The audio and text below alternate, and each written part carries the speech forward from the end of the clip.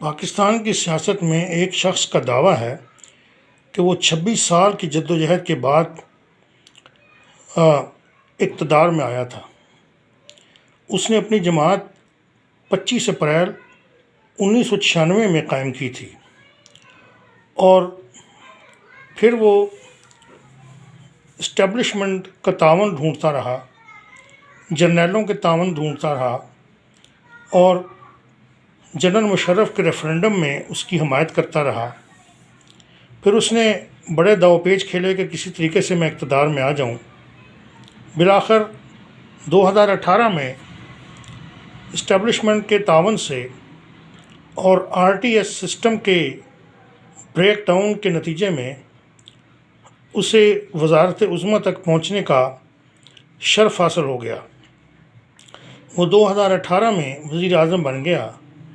اس نے قوم کو نیا پاکستان بنانے کی بات کی۔ اس نے کہا کہ وہ تبدیلی لے کر آئے گا۔ اس نے تبدیلی کا نعرہ لگایا۔ اس نے کہا کہ عوام کا سونامی اس کے ساتھ ہے۔ اس نے کہا کہ وہ پاکستان کو مدینہ کی ریاست کی طرح بنائے گا۔ یہاں ریاست مدینہ کی تصویر دکھائی دے گی۔ اس نے کہا کہ وہ قوم کو نیا پاکستان دے گا۔ اس نے کہا کہ وہ حقیقی آزادی کی طرف لے کر جائے گا اور قوم کو حقیقی آزادی سے فیض یاب کرے گا۔ اس نے کہا کہ وہ نہی عن المنکر، امر بالمعروف اور نہی عن المنکر کا علمبردار ہے اور برائی سے روکتا ہے اور نیکی کی تلقین کرتا ہے اور اس سلسلے کو جاری رکھے گا۔ اس نے کہا کہ وہ حقیقی آزادی کے لیے جہاد کرے گا، لوگ اس کے ساتھ چلیں۔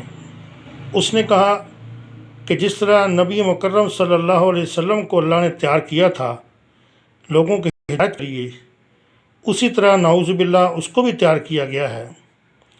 اس نے کہا کہ وہ پوری کوشش کرے گا پاکستان کو چوری، کرپشن، فراڈ، دھوکے اور لوٹ مار سے پاک کرنے کا۔ اسے ایک جوڈیشل ایکٹیویزم کے ایک چیمپئن جسٹس میاں ثاقب نثار نے صادق اور امین کا لقب بھی دے دیا اور کہا کہ یہ صادق اور امین ہے، بڑا سچا اور امانت دار ہے۔ اور پھر یہ جملہ بھی عام طور پر سننے کو ملتا تھا کہ جو کچھ بھی ہے جی، یہ بندہ بڑا ایماندار ہے۔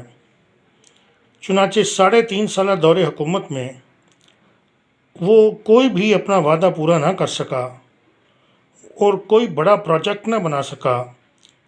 مہنگائی کو بڑھانے میں اہم کردار ادا کیا۔ IMF کی غلامی کو گناہ سمجھتا تھا، مگر IMF کی غلامی کا توق گلے میں ڈالنے پر مجبور ہو گیا اور IMF کے سامنے لیٹ گیا، مگر معیشت کو سنبھالنا نہ دے سکا۔ نہ ہی ملک میں امن و امان قائم ہو سکا، نہ ہی قانون کی حکمرانی قائم ہو سکی، نہ ہی آئین کی بالادستی قائم ہو سکی، کیونکہ اس نے آئین کو بھی پامال کیا اور قانون کے ساتھ بھی کھلواڑ کرتا رہا۔ اس کے رفقائے کار جو اس کے ہم نوا تھے اور اس کے جہادی جتھے کے ارکان تھے اور یہ سمجھتے تھے کہ وہ بھی اس جہاد میں شریک ہیں کرپشن کو روکنے کے لیے، مگر وہ خود بھی کرپشن میں ہاتھ دھوتے رہے اور بہتی گنگا میں نہاتے رہے۔ بڑے بڑے اسکینڈل اس کے دور میں ہوئے۔ دوائیوں کا اسکینڈل ہوا، کرونا کی روک تھام کی امداد میں جو فارن امداد حاصل ہوئی، اس میں BRT میں پشاور میں کرپشن کی گئی، مالم جبہ کی کرپشن کی گئی، KPK کے سرکاری ہیلی کاپٹر میں کرپشن کی گئی، اس کا ناجائز استعمال کیا گیا اور جہاں کیا گیا۔ چنانچہ وہ امانت دار، وہ صادق اور امین توشہ خانہ میں گھڑی چور قرار دیا گیا۔ کمیشن آف پاکستان نے فارن فنڈنگ کیس میں اس کو نااہل قرار دیا۔ وہ یہ اعلان کرتا ہے، اور یہ جب سے حکومت میں آیا تھا اس وقت بھی اعلان کر رہا تھا کہ تمام لوگ کرپٹ ہیں مگر میں کرپٹ نہیں ہوں۔ آج بھی اس کا یہی دعویٰ ہے کہ وہ صحیح ہے، وہ سچا ہے، باقی سب جھوٹے ہیں۔ جو جج اس کے خلاف فیصلہ دیتے ہیں وہ بھی جھوٹے اور غلط ہیں، اس لیے وہ ججوں کو بھی دھمکیاں دیتا ہے۔ الیکشن کمیشن آف پاکستان جس کا تقرر اس نے خود کیا تھا، اس کے بارے میں بھی اب وہ یہ کہتا ہے کہ الیکشن کمشنر جو ہے یہ انتہائی کرپٹ آدمی ہے اور اسے نکال دیا جائے، یہ اپنے عہدے سے استعفیٰ دے۔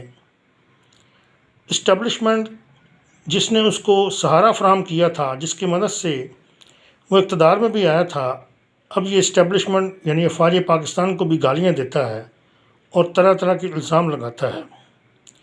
یہ شخص اب لانگ مارچ کر رہا ہے لیکن گھر میں بیٹھا ہوا ہے اور لوگوں کو شاہراہوں پر دوڑا رہا ہے اور سڑکیں بند کروا رہا ہے۔ ریاست مدینہ بنانے کا چیمپئن کہلانے والا اور صادق و امین کہلانے والا یہ شخص آج ایک گھڑی چور نکلا۔ افسوس، صد افسوس۔